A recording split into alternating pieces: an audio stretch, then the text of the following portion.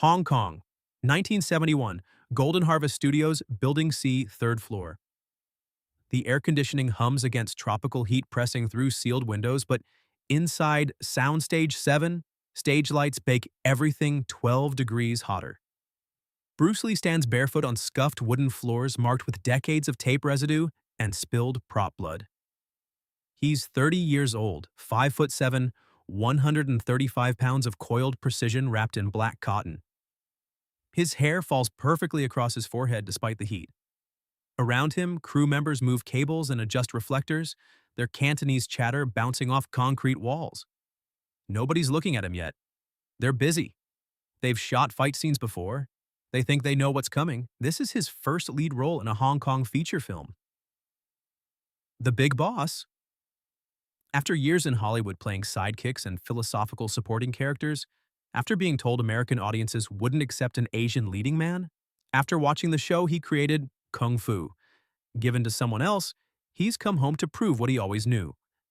What nobody in this building understands yet is that in approximately 90 seconds, Bruce Lee will move so fast that technology itself cannot follow him. The camera's expensive Aeroflex 35mm units, industry standard, trusted by every major studio, will fail to capture what happens. Film running at 24 frames per second will simply miss him. The director, Lo Wei, sits in a canvas chair studying shot lists on a clipboard. He's 51, heavy around the middle, wearing a white short-sleeved shirt with sweat stains under the arms. He's directed 37 films. He knows martial arts choreography, or thinks he does. The standard approach: slow the move down, shoot multiple angles, speed it up in editing if needed. Make it look fast. That's how Shaw Brothers does it. That's how everyone does it. We need the sequence in 3 takes, Lo Wei calls out in Cantonese, not looking up. Budget doesn't allow for the full day. Bruce Lee says nothing. He's stretching, one leg extended on a wooden chair, folding forward until his chest meets his thigh. His flexibility is something people always notice second, right after they notice his eyes. Alert, calculating, seeing everything. He straightens, switches legs. His warm-up is methodical, deliberate, every muscle addressed individually. The fight coordinator, Han Yingchie, approaches. He's playing the villain today, the factory foreman who will die in this scene. Han is 46, 6 feet tall, 200 pounds of legitimate traditional kung fu experience. He studied under Chen Hung, trained for 20 years. He's choreographed for 15 films. He thinks this will be like the others. We should discuss the sequence, Han says, his tone respectful but educational. The punch combination, when you move from the straight lead to the hook, we'll need to slow that transition for the camera to catch both positions clearly. Bruce Lee stops stretching. He turns, and for a moment Han sees something flicker across that famous face. Not anger, not pride. Something quieter. Disappointment, maybe, or patience worn thin. The camera will catch what it catches, Bruce says softly. His Cantonese carries a slight American accent, words shaped by years in Seattle and Los Angeles. I move at the speed the fight requires. Han smiles. He's dealt with young actors before, talented kids who don't understand technical limitations. Brother Lee, I respect your skill. Everyone's heard about your 1-inch punch demonstrations, but cinema is different. We show the audience intention before action. We telegraph, otherwise they can't follow the... I don't telegraph! The words cut clean, not hostile, just final. Han glances at Lo Wei, but the director is still focused on his clipboard, pencil scratching adjustments. The crew continues their work. A gaffer adjusting barn doors on a Fresnel, the script supervisor reviewing continuity photos, the focus puller measuring distance from lens to mark with a cloth tape measure. If you move at full speed, Han continues, trying reason, the film can't... Then the film has a problem, Bruce Lee says. Not me. Silence opens up around them. A sound technician pauses, boom pole resting on his shoulder. The script supervisor looks up from her binder. Someone's dropped their end of a lighting cable and it hits the floor with a metallic clatter that echoes too loud. Lo Wei finally raises his head. He studies Bruce Lee for several seconds, calculating. This actor is here because Raymond Chow, Golden Harvest's founder, believes he'll be different. believes he'll break through to Western audiences, believes he'll make the studio money Shaw Brothers couldn't touch. But belief doesn't override physics. Han is correct, Lo Wei says, his voice carrying directorial authority. The camera shoots at 24 frames per second. Each frame captures approximately 4/100ths of 1 second. If your movement completes between frames, we see only start position and end position. The audience sees a blur, or worse, we see nothing. You disappear and reappear. It looks like a mistake, like bad filmmaking. Bruce Lee walks to the center of the stage, his bare feet silent on wood. He stands on the primary mark, an X of white tape. Light from 3 angles converges on him, key, fill, backlight, making him glow against dark backgrounds. "Let me ask you something," Bruce says. He's not confrontational, he's genuinely curious. "Have you ever been in a real fight?" Lo Wei's jaw tightens. "I've directed, not choreographed, not staged, real. Someone actually trying to hurt you." The director doesn't answer. Neither does Han Ying-chie, though his silence feels different, more honest maybe. "In a real fight," Bruce continues, "you don't see punches coming, not if they're properly thrown. You feel them arrive. Your defense has to be automatic, reflexive. You can't think. Thinking is too slow. And if you telegraph, if you wind up, you're already hit." He moves then. Not the full technique, just a lead straight punch snapping out and back. It happens faster than a blink. His fist travels 16 inches and returns before anyone can properly register the motion. All they see is the blur, the sound of air splitting, his arm suddenly back in chamber position. "That's what real speed looks like," Bruce says quietly. "That's what I do." Han takes a step back. He's not afraid. Fear would be an overstatement, but he's recalibrating, adjusting his assessment. The younger generation always thinks they're faster, but this is different. This doesn't look like training hall speed. This looks like something else. Lo Wei stands from his chair. He's irritated now, and it shows in how he moves, jerky and abrupt. "This isn't a training hall, this is cinema. We have rules, technical requirements. You can't just—" "Then we'll shoot it," Bruce interrupts. Not rudely, but with finality. "We'll shoot the sequence at full speed, no modifications, and we'll look at the dailies tomorrow. If the film captures it, wonderful. If it doesn't, we'll discuss adjustments." "This wastes time," Lo Wei snaps. "Wastes film stock. We have a budget." "Then we'd better get started." There's something in Bruce Lee's tone now, still not anger. He seems incapable of letting emotion cloud his purpose, but absolute certainty. The kind of certainty that makes arguing feel pointless, like disagreeing with mathematics. Lo Wei stares at him. The entire crew is frozen now, watching this quiet confrontation. This is the moment every set experiences eventually, the power struggle between creative vision and practical execution. Usually the director wins. Directors have to win, otherwise chaos. But Raymond Chow's words echo in Lo Wei's memory. Give him creative freedom on the fight scenes. That's what he does. That's why we hired him. "Fine," Lo Wei says, his voice tight. "One take at full speed. When we see the playback tomorrow and it's unusable, we reshoot my way. Agreed?" Bruce Lee nods once.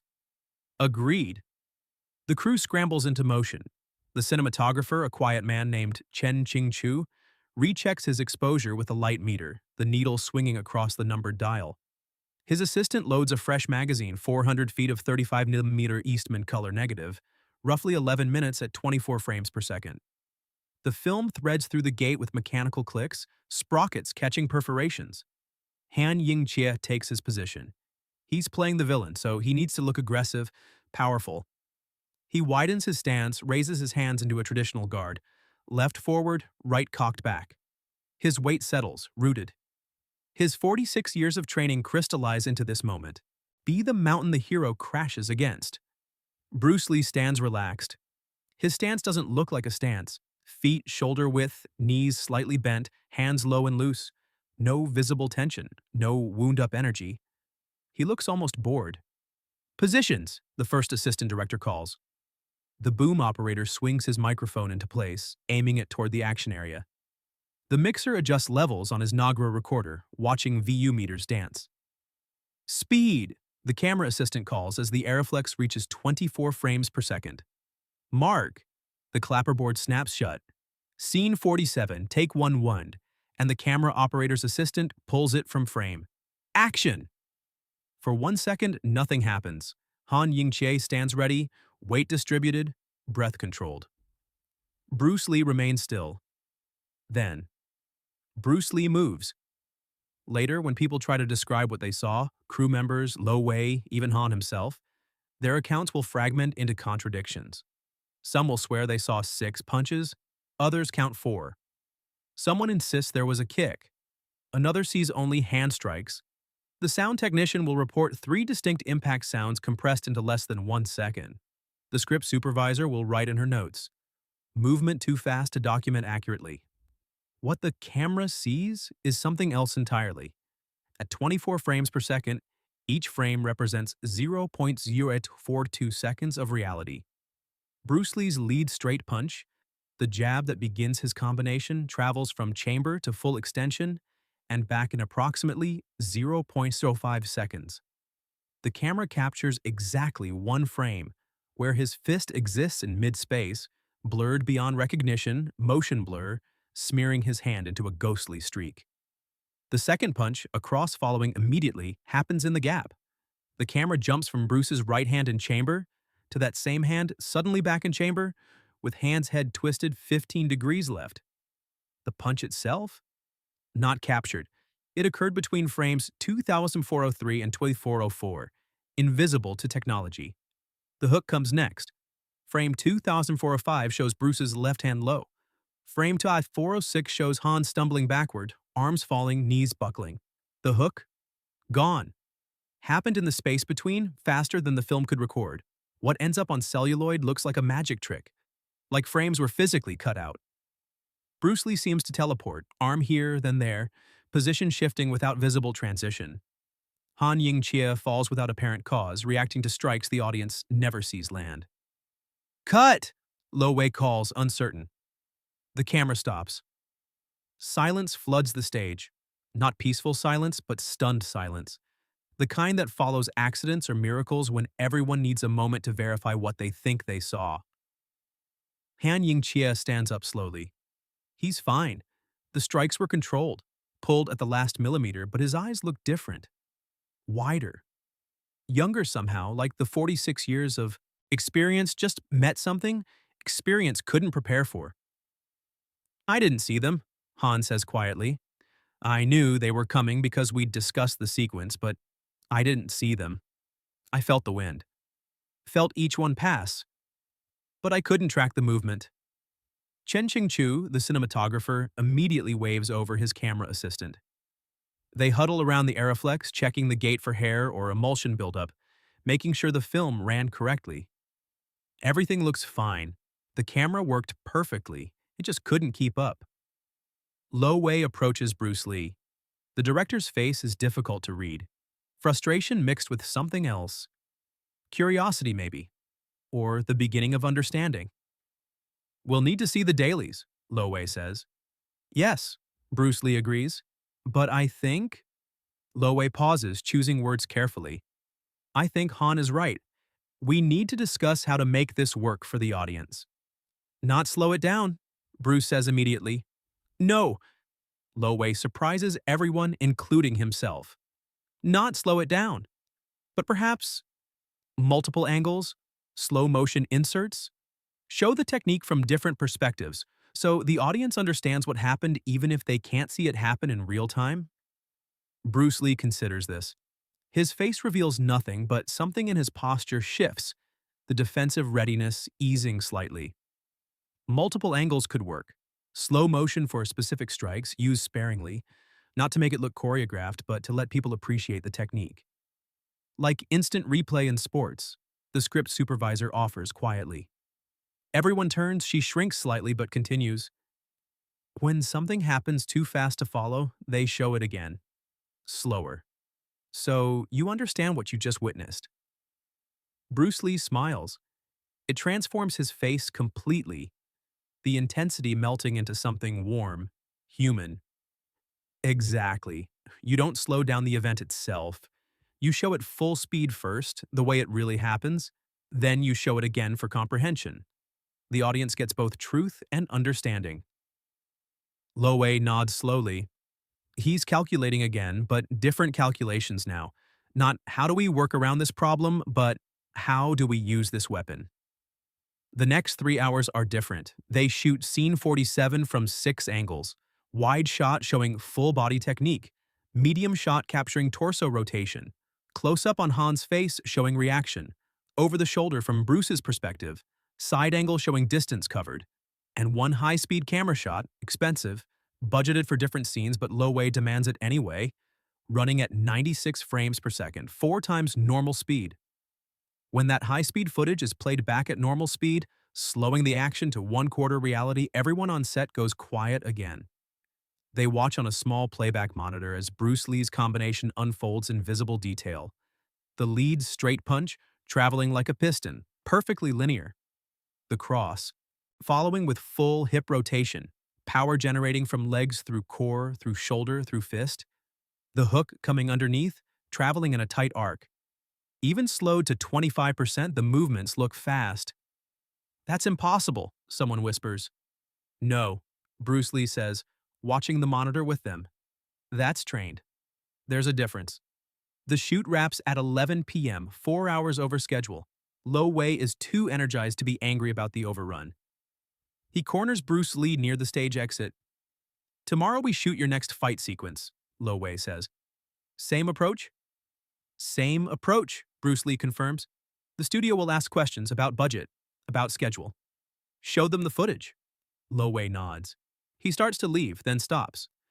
Bruce, may I ask you something? Of course. How fast can you actually move?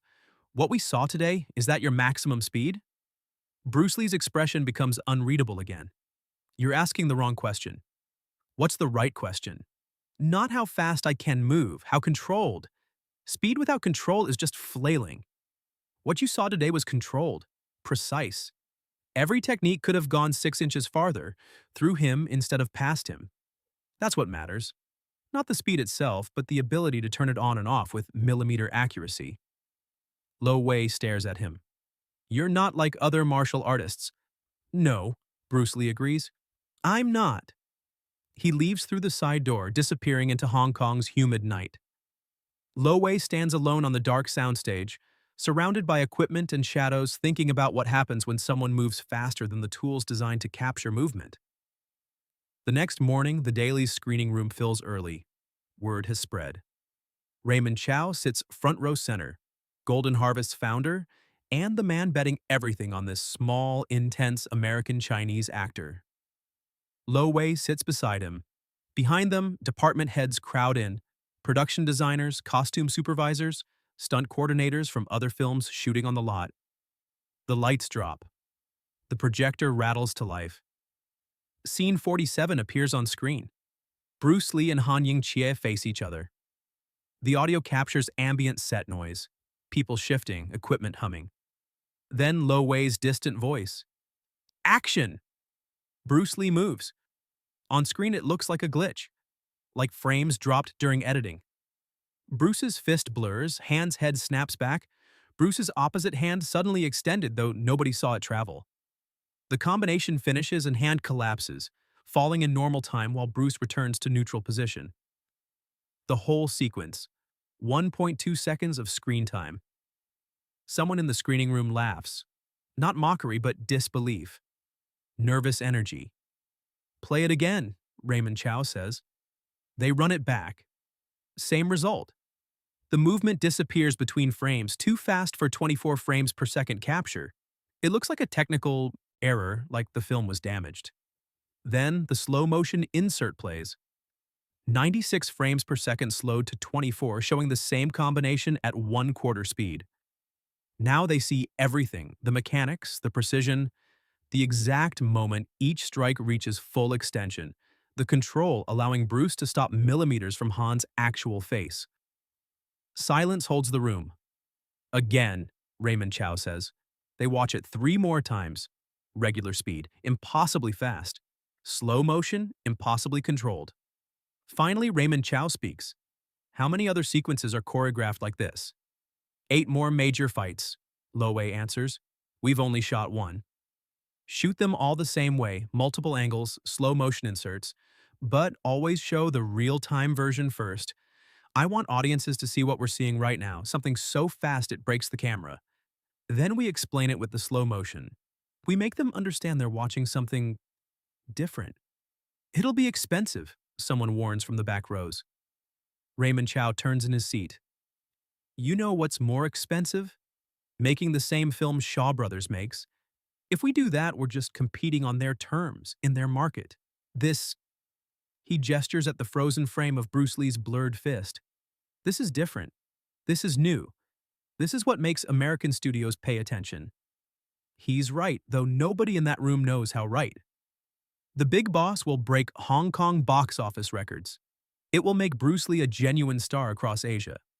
More importantly, it will change how martial arts cinema gets shot, not just by Golden Harvest, but by everyone.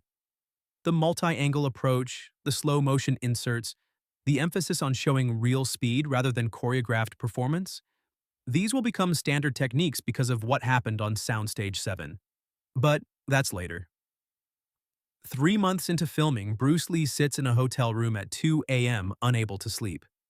Beside him, notes and diagrams cover the bed, refinements to fight choreography, ideas for camera placement, philosophical observations about movement and time. His wife Linda is in America with their children. He's alone with his thoughts and the humid Hong Kong darkness pressing against windows. He thinks about Hollywood, about the roles he couldn't get, about casting directors who said his accent was too strong, his appearance too foreign, his intensity too much. About watching Kung Fu premiere on American television with another actor, a white actor, playing the role Bruce created, teaching the philosophy Bruce taught. They told him Americans wouldn't accept him, wouldn't believe him, wouldn't pay to watch an Asian man be the hero. But that camera couldn't capture him. Technology designed and built by Western engineers, used in Western studios, trusted by Western cinematographers, it tried to record him and failed. He moved too fast for their machines, literally too much for their tools to handle. There's poetry in that. Justice, maybe. He picks up a pen, writes in the margins of his notes. If you film a flower blooming in real time, it looks like nothing happens. Time-lapse shows the true violence of growth. The explosion, the tearing open, the force of life. Perhaps I am the same. Regular time cannot show what I do. You need special equipment, special techniques, special understanding. And even then, you only see the surface. What you don't see, the 40,000 hours of training. The years of study across 5 different martial arts systems, the philosophy classes at University of Washington, the boxing lessons, the fencing analysis, the biomechanics research, the injuries, the doubt, the nights wondering if I'm crazy for believing I could be different. They see 1 second of film. I see 15 years of preparation for that 1 second. He sets down the pen, lies back against pillows. Sleep will come eventually. Tomorrow they shoot the film's final fight. 7 minutes of screen time, 40 different techniques, movements that will challenge the camera equipment, the crew, the editing staff, and eventually the audience's ability to believe what they're seeing. 7 months after La Cori, the Big Boss premieres, a Warner Brothers executive named Fred Weintraub watches it in a small screening room in Burbank. He's looking for action talent, something fresh, something different from the stale Hollywood fight choreography that still looks like stage combat, telegraphed and safe.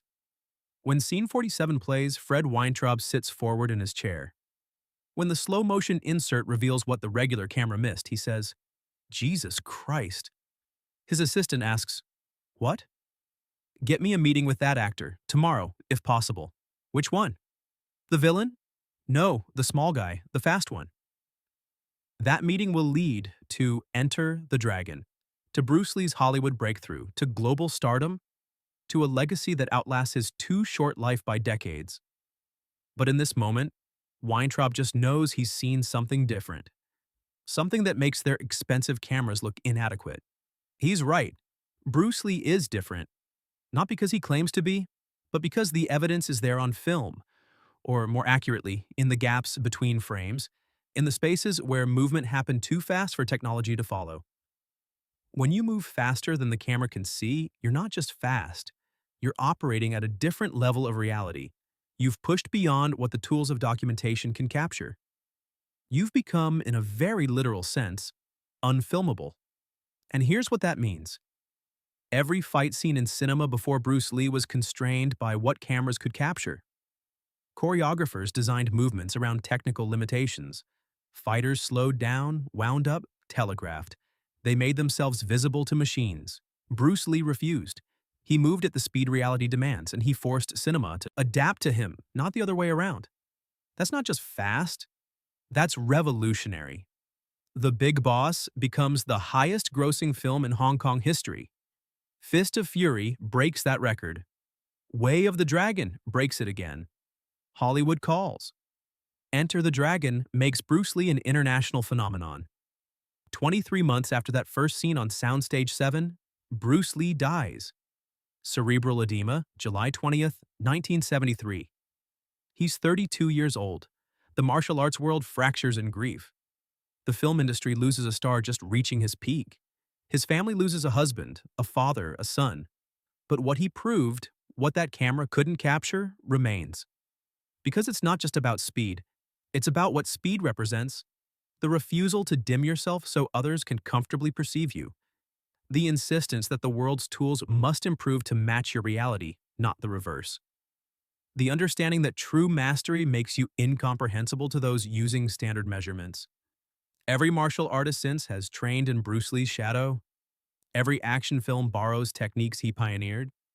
Every Asian actor in Hollywood walks through doors he kicked open. And every cinematographer shooting fight scenes uses methods developed specifically because standard cameras couldn't capture him. Film technology has improved dramatically since 1971. Modern digital cameras shoot at 120 frames per second as standard.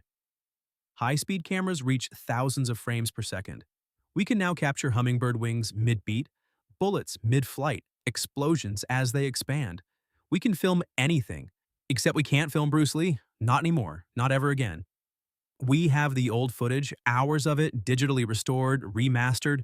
We can watch scene 47 from The Big Boss anytime we want, see that blur where his fist should be, see the slow motion insert revealing what happened. But that was him holding back. Him working with the camera, him at 70%, maybe 80, maintaining enough control to stay just barely within the frame. Nobody ever filmed him at full speed. Nobody ever captured what he could really do when the cameras were off. When he was just training, just moving, just being Bruce Lee without worrying about whether technology could keep up. That version, the complete, unfiltered, unlimited version, exists only in the memories of those who witnessed it. Students who watched him train, sparring partners who tried to track his movements, friends who saw him move without performance, without constraint. They describe something beyond fast. They talk about teleportation, about being certain they were tracking him and then discovering he'd moved 3 feet to the side. They mention the sound, not impact sounds, but the air itself splitting, protesting, a sonic crack that didn't match any movement they could see. Chen Qingchu, the cinematographer from that first day, gave an interview in 1985. He was asked about filming The Big Boss, about Bruce Lee, about that infamous scene 47. "I've shot 53 films," Chen said. "Action, drama, comedy, horror. I've filmed stunts, special effects, complex choreography. I understand cameras. I understand film. I understand the physics of recording light across time." The interviewer waited. "Bruce Lee is the only subject I ever filmed where I knew, not suspected, but knew, that my equipment was inadequate. Not broken, not malfunctioning. Just insufficient.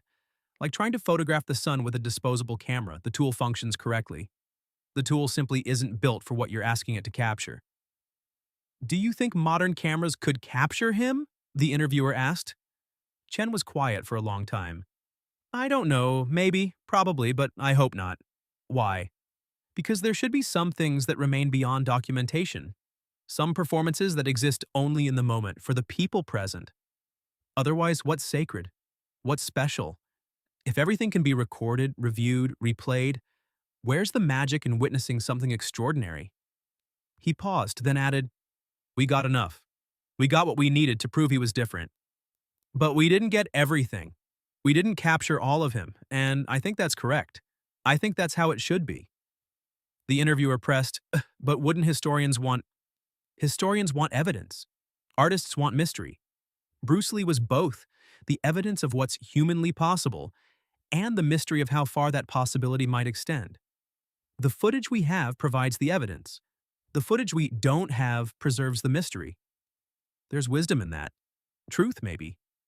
Because what makes Bruce Lee legendary isn't just what we can verify, the championships, the schools, the films, the philosophy, the speed. It's also what we can't verify. The moments too fast to film, the techniques too subtle to see, the understanding too deep to fully explain, the gaps between the frames. Those gaps, the spaces where he existed but cameras couldn't follow, those are where legends live. In the unrecorded moments, the unverifiable claims, the stories that sound impossible but come from too many reliable sources to dismiss. Did he really catch rice with chopsticks midair? Did he really do two-finger push-ups? Did he really punch fast enough to break the camera? Yes. Also maybe. And definitely yes with caveats. But the specific truth matters less than what the stories represent. Someone who pushed so far past normal that normal tools, normal measurements, normal expectations, normal documentation broke down trying to assess him. You want to be like Bruce Lee? Then here's the lesson from that day in 1971, from scene 47, from the camera that couldn't keep up. Don't slow down so others can comfortably perceive you. Don't dim your light so insecure eyes stop squinting. Don't reduce your complexity so simple. Tools can measure you. Move at your true speed. Shine at your full brightness. Exist at your complete complexity. And when the tools fail, when the cameras blur, when the measurements break, when the observers claim it's impossible, don't stop. Don't apologize. Don't explain. Just keep moving. Because Bruce Lee didn't break that camera, the camera was already broken, built with limitations, designed for average subjects, adequate for normal speed. Bruce Lee simply revealed those limitations by being undeniably, irrefutably, documentably faster than the technology intended to capture him. He didn't have to be that fast. He could have slowed down, made it easier, made himself more accessible, more comfortable, more filmable. But he didn't. He moved at his true speed, and he forced the entire film industry to build better tools. That's not just fast, that's legacy. 50 years later, we're still talking about it, still showing that footage, still watching the blur, then the slow motion insert, then the blur again, still asking how fast was he really? The answer is there, in the gaps between frames, in the motion the camera missed, in the moments that happened too fast for technology to follow. He was that fast. Fast enough to break their tools, fast enough to force innovation, fast enough that we're still trying to catch up. The film couldn't capture it. But we remember anyway. That's the power of moving at your true speed, refusing to shrink, insisting the world meet you at your level rather than descending to theirs. The camera couldn't keep up, neither could the industry, neither could the limitations placed on Asian actors, neither could the narrow expectations of what was possible. Bruce Lee didn't just move too fast for the camera, he moved too fast for history to keep him contained in 1971. He moved so fast he's still here, 50 years later, still teaching us through blurred footage and impossible stories, and the persistent question, how much of yourself are you slowing down so the world can keep up? And what would happen if you stopped?